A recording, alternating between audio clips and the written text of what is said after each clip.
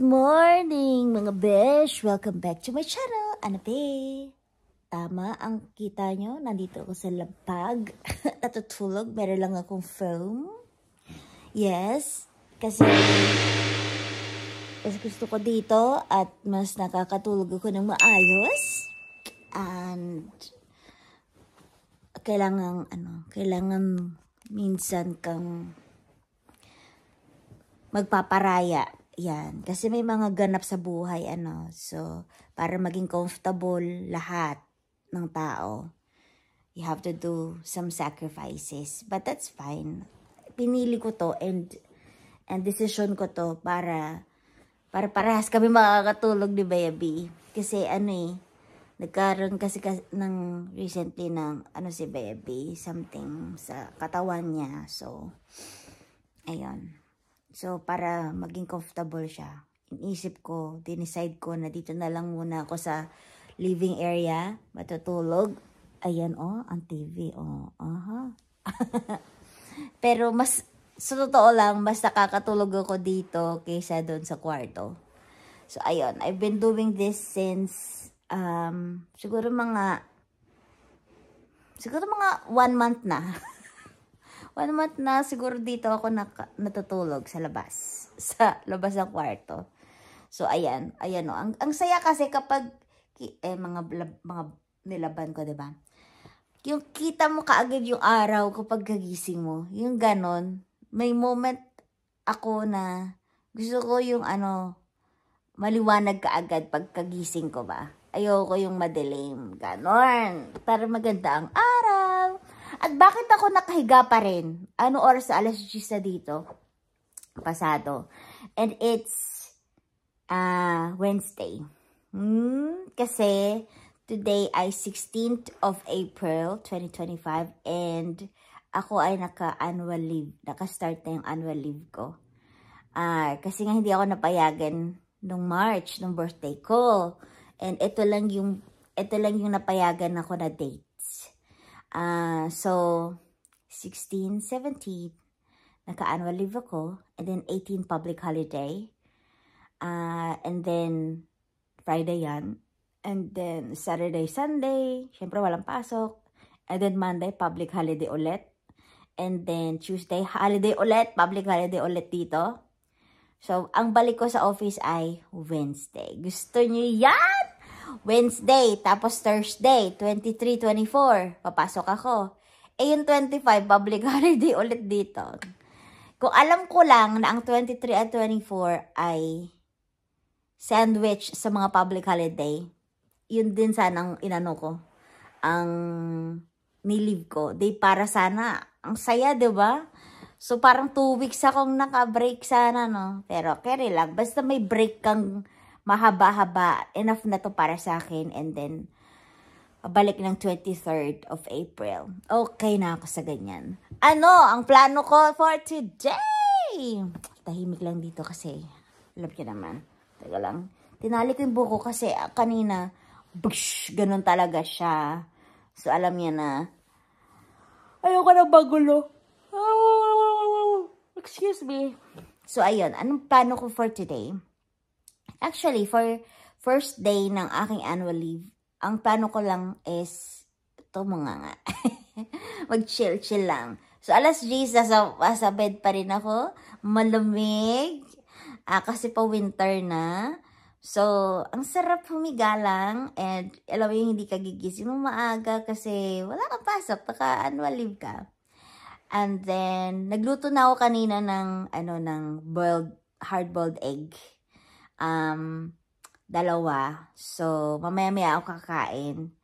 Kasi parang gusto ko mag-fasting.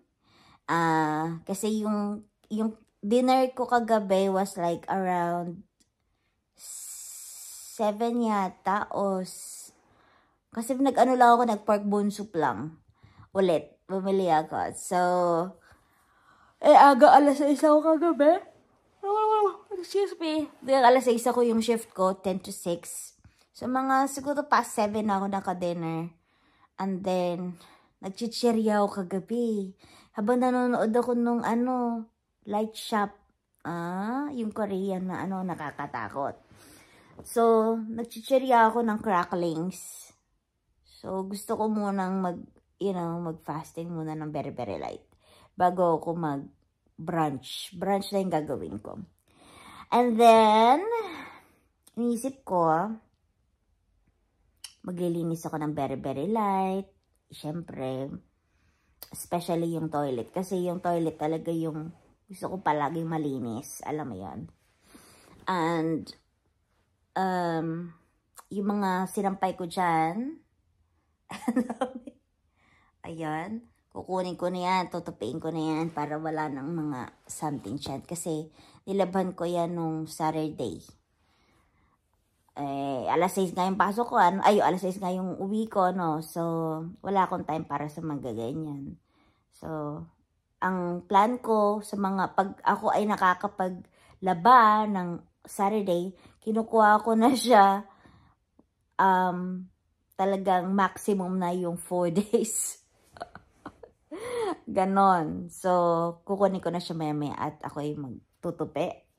And then, kakain, and then mag-Netflix or Disney Plus.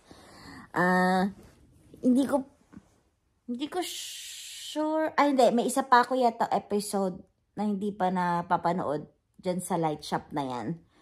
Kasi sabi ko, hindi porket wala kang pasok kinabukasan, magpupuyat ka. Hindi kasi ako nagpupuyat. Mabait akong bata. Charles. So, ayun. And, pag inantok na kasi ako, besh, kaya nga matutulog na ako. Kasi pag hindi, mawawala yung antok ko, tapos mahirapan na ako. Mahirapan na akong bumalik sa tulog. Ganon, hanapin yung tulog ko. So, kailangan pag nakaramdam na ako ng antok, matutulog na ako, yan. Higa na ako, and then, konting cellphone, and then matutulog na ako. Aside sa fact na ako ay nag-sleeping tea, meron akong iniinom gabi-gabi na tea ng Twinings na sobrang nakakatulong sa tulog ko. Hindi na ako nagkakaroon ng mga interruption sa tulog ko. Kasi yung tulog ko talaga, napansin ko yan, ever since, kasi, paano ko ba sabihin? Sa Sydney kasi, nung solo ako sa bahay, sa granny flat, alam ko sa utak ko, solo ko, no? So, wala akong pakialam sa kung ano man ang gumalaw-galaw. Kasi alam ko solo ako. So, hindi ma-interrupt yung tulog ko. But now, na may kasama kasi ako sa bahay, nai-interrupt yung tulog ko, konting kaluskos. At pag na-interrupt yung tulog ko, nahihirapan ako bumalik sa tulog. Ganon siya. So, kailangan ko mag-improvise. Kailangan ko uminom ng sleeping tea ng Twinings. So, awa naman na Diyos, simula nung ako ay mag-start mag-tea, before matulog, wala na akong interruption sa pagtulog. Nagigising na lang ako pag talagang nawiwiwi na ako. Ganon na. Pero yung mga kaluskos, mga tunog-tunog ng fridge, kasi minsan tutunog yung fridge. Ganon siya. Nagigising ako dyan, Ganon kaano yung pandinig ko, kagaling. Awa ng Diyos. Thank you, Lord. And, tas yung, pag mga kaluskos na may naglalakad, kasi papunta sa toilet, nagigising ako niyan. So, ganon kagaling ang gift ng aking hearing, So, thank you, Lord. Kaya ganon. Ang dami ko sinabi. So, ayun lang, besh. So, tomorrow, meron akong schedule sa vaccine. Kasi libre yan sa office. Libre sa mga empleyado at sa mga families ng mga empleyado ng aking company. So, bukas in-schedule ko yung aking vax para sa influenza, sa flu vaccine. Kasi, mas better kung i-schedule yan nang wala akong pasok para in case lalagnatin ako, sasama yung pakiramdam ko kasi nga na-vaccinean ako. At least hindi ako hirap. Alam mo yun, nasa comfort ako ng bahay. So, ayun. Tapos, that's tomorrow. And then, naalala ko. Today, if lalabas ako, bibili ako ng isda. Kasi, alam niyo na, Holy Week. So, bibili ako ng salmon. Yun ang plano ko. And then, kanina nag-check na ako ng mga gagawin, mga luto sa salmon na gusto ko. So, ayan. And, yeah. Yun lang aking vlog for today. Maya-maya ako kayo ilalabas, okay? Sige. Mamaya na. See ya. Done na ako kumain. Ito ay brunch ko na. So, rice. And then I have 2 eggs. Hard-boiled. And then 2 buto. Sa pork bone soup. Kasi yun lang yung kaya kong kainin din. Alam niyo naman. More on rice. Konting ulam. So, ayan. While eating, nanood ako kay Karen Davila. And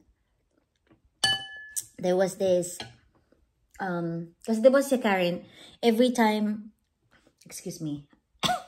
matatapos yung vlog niya, meron siya mga pinapakitang mga Bible verses. Ang ganda nung sinabi niya kanina doon sa last niya.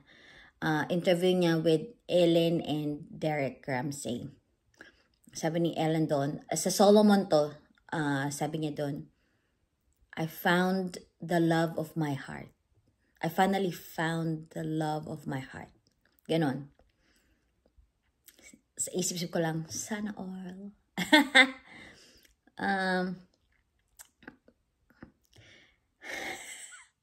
Hirap pag-comment. Kasi, wala. Parang nasad na naman ako ng very light. Kasi na-disappoint ako recently, mga besh. Kukwento ko sa inyo. Magsusumbong ako sa inyo. Na-disappoint ako recently. Na-heartbroken ako recently. Kasi, I've expected. Yun yung mali ko. Nag-expect ako na magdedere-derecho. Yung usap. Yung ganun. But, binalikan ko yung message. Yung first talaga na message was like, I accidentally called you. Kasi ibang Ana yung hinahanap ko. Basta yon, sabi niya. So, wala naman sa akin. Kasi it happens naman talaga, diba? It's natural. Okay. So, akala ko hanggang dun lang. Kasi, this person kasi, mga besh, crush ko to. Itong taon to. Crush ko to since 2009-2010. And, pag crush mo kasi, hinahangaan mo, diba no? So, almost perfect yung para sa akin, siya sa akin. Ay, mali, baliktad. Ako sa kanya. Ay, ano ba? Basta ganon. Ang hirap explain. So, in short, inilagay ko siya sa pedestal. Ganon. Ganon yung paghanga ko sa kanya. And then, hindi kami nag-uusap nito So, nagulat ako. Kasi recently, syempre nagdadasal ako, nagdadasal ako na Lord, baka naman pwede mo na akong isama dyan sa listahan mo na magkaka-partner na, mahanap na yung the one. Kasi, anong petsa na? 44 na ako. Baka naman po. Pero kasi minsan, napapaisip din ako, kaya hindi ako pinibigyan ng partners because hindi pa ako ready, financially, emotionally, mentally. Siyempre, inaasikaso pa ako dito sa, sa mga bagay-bagay sa mga visa ko. Nagbabayad pa ako ng utang ko. Pero hindi mo naman kasi papa-shoulder yung mga utang mo doon sa jowa mo, 'di ba? Ang sinasabi ko, hindi ako stable pa dito. Kasi gusto ko, pag may jowa na ako, syempre mag-live-in kayo, 'di ba? Magsasama na kayo. Ano ba? At magpapakasal na kayo. Ganun yung naiisip ko na, 'di ba? Kasi 44 na nga no? Hindi dahil sa hindi ko gustong mag-isa, mag-solo, no? Ang sa akin lang is, iba pa rin. Iba pa rin kapag may kasama ka sa buhay, lalo na dito sa Australia. Ang dami kasi magagandang bagay pag shinare mo sa partner mo, lalong nagiging maganda yung mga bagay-bagay. So yun lang naman. Yun lang naman yung inihiling ko, So, balik na sa, sa ex-crush ko. Ex na siya.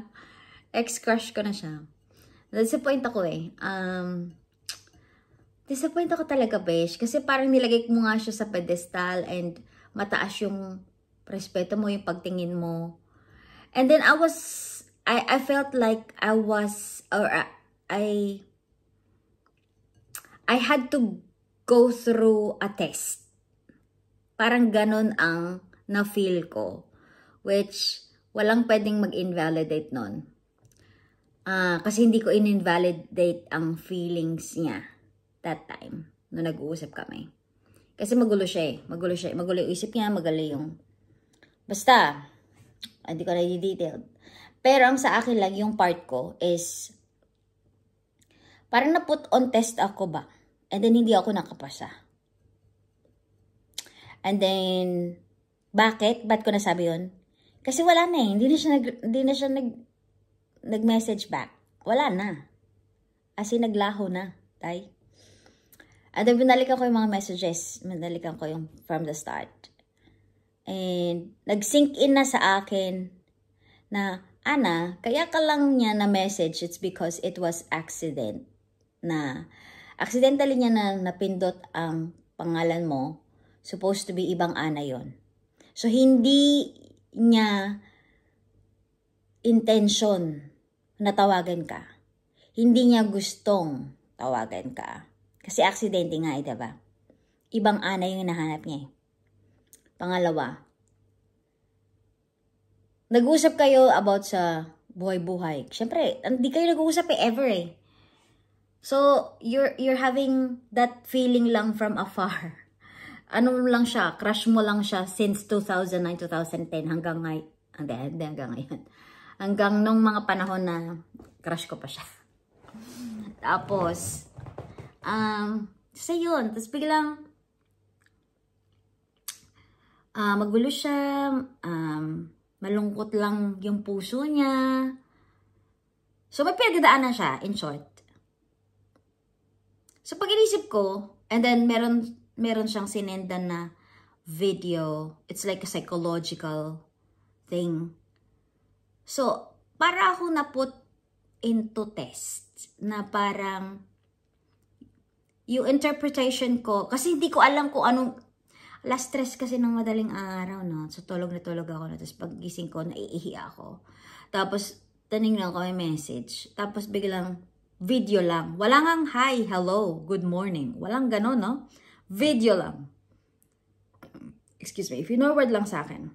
So, what do you want me to do with that video? Alangan naman na, tanongin ko na, ano to? Ano yan? Bakit magulo? Bakit nakakatakot? Kasi nakakatakot talaga.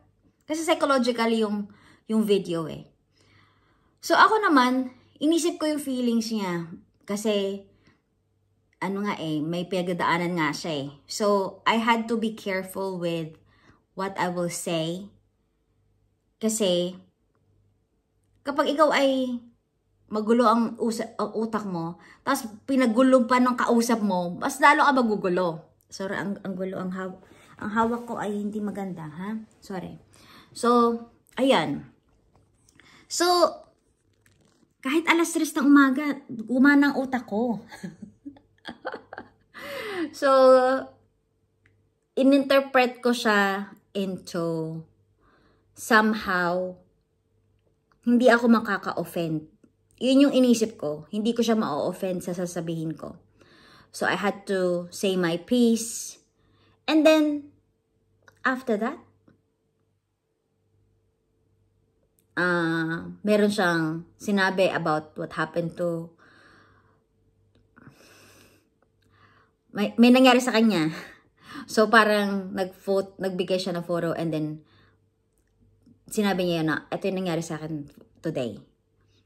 So okay, sabi ko shucks, ano nangyari dito? Na parang kasi na-sprain siya eh.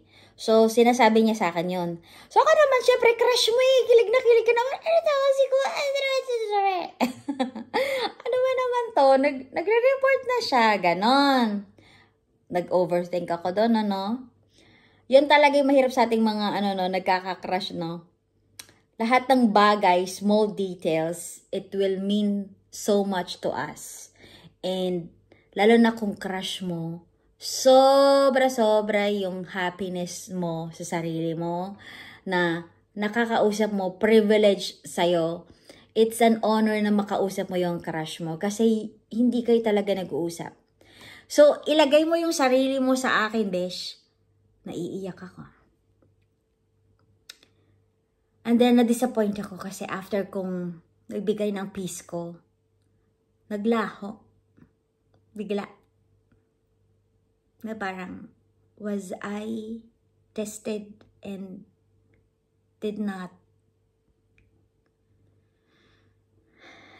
pass sa kung ano man yan, standards niya, or whatever. Like, how dare you?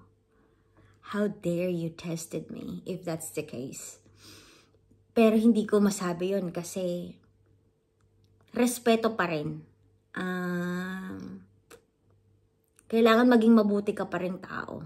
Kahit nagmukha kang tanga, nagmukha kang sponge kasi kinausap ka lang, kasi malungkot, magulo siya. And then, siguro masaya na siya after. So, back to, hindi na naman kayo nag-uusap. At hindi naman talaga kayo nag-uusap. Ulitin ko, it's just that aksidente niyang napindot ang pangalan mo. Pero kung napindot mo yung pangalan ko accidentally, huwag ka na mag-message sana. Stop na yun. Pero nag-message ka pa at nag-message ka pa. And then crush kita. And then nawala ka. Ano ang gusto mong maramdaman ko? Baliktarin natin yung sitwasyon. So, yung crush ko nandito. Yung feelings ko nandito, yung paghanga ko nandito, yung respeto ko nandito. Dahil sa ginawa niya bilang. So, ang ginawa ko, kasi wala siya sa friend, sa Facebook list ko eh. Kasi tinanggal ko siya. Kasi nga, nagmamanifest nga ako, no? Pinagdarasal ko nga siya eh. Sabihin ko na yung totoo. Pinagdarasal ko nga siya eh. And then, all of a sudden, biglang magme-message sa akin. And then, aksidente daw niya yung napindot yung pangalan ko. Like, sabi ko kay God, God, sobra ka magpakilig. Ganun yung naisip ko no. Thank you, Lord. And then, isa ka lang aksidente, Ana. Isa ka lang kakausaping tao pag malungkot lang. Pag masaya na, wala na. Another diary na naman ito ni Ana. Ni Ana, be. Yun lang. Mamaya na ulit. Magano pa ako. Lilinis pa ako nito. See ya. Tinamad ako. Tinamad akong lumabas. So, walang pag-alis ngayon, ano. Tapos, na-stuck na ako ngayon sa Korean na pinapanood ko. Yung Light Shop, no?